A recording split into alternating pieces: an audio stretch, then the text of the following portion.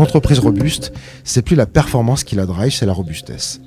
Ça ne veut pas dire qu'il n'y a pas de performance, ça veut juste dire qu'elle est au second plan et qu'on l'utilise, on la convoque quand on en a besoin pour pouvoir évidemment se pérenniser. Mais la première préoccupation, c'est la robustesse. Là, c'est quand même la dimension qui est quasi ontologique à l'humanité, la performance. Ça fait 10 000 ans que l'humain performe. Et on voit ce gars qui dit, non, en fait, la performance, ça nous mène dans le mur. Et quand on regarde le vivant, il n'est pas performant du tout, il est même plutôt sous-optimal. En fait, nous avons tellement cru en la performance, et je dis vraiment croire, parce que c'est une foi dans la performance. Nous avons tellement cru dans la performance que nous avons tout suroptimisé, et donc nous avons tout fragilisé. Pour dire, mais pourquoi aller chercher le vivant ? C'est tout simple. Le vivant, ça fait des millions d'années qu'il vit dans un monde fluctuant.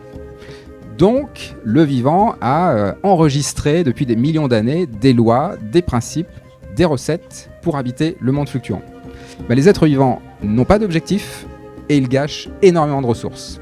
Ils ne sont pas efficaces, ils ne sont pas efficients. Alors, tout de suite, il faut que je mette un petit bémol. C'est pas qu'il y a zéro efficacité, zéro efficience. C'est juste que le primat est donné à la robustesse. Les êtres vivants sont robustes avant d'être performants.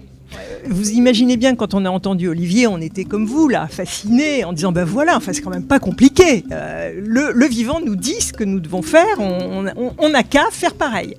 Comme on pense une organisation avec ce que nous sommes, avec notre besoin de penser que nous décidons, notre besoin de penser que nous avons des libertés, que nous avons du pouvoir d'agir, que nous avons, vous savez, tous ces grands mots. Alors, on ne peut pas se passer de parler de toutes les questions de finalité.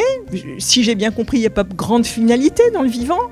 Donc, comment est-ce qu'on peut s'accommoder d'un modèle où cette question-là est une non-question à ce qui nous fait bouger, à ce qui nous fait agir, à ce qui nous fait travailler ensemble. Donc la performance a donné à avoir plein de modèles et par contre il n'y a pas de modèle de la robustesse.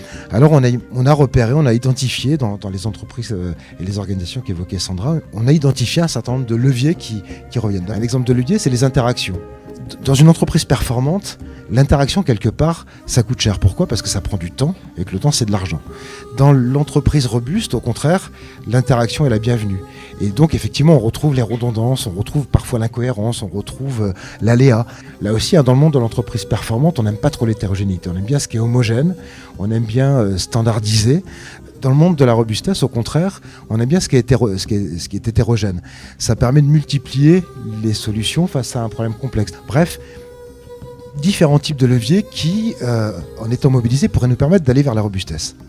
Il vous a parlé de lenteur, il vous a parlé d'erreur, il vous a parlé qu'est-ce que je peux dire encore, d'incohérence. Alors oui, on est dans ce moment où il faut trouver d'autres solutions, d'autres façons de penser l'entreprise, d'autres façons de sortir de la performance. Mais qui est prêt à accepter quoi ?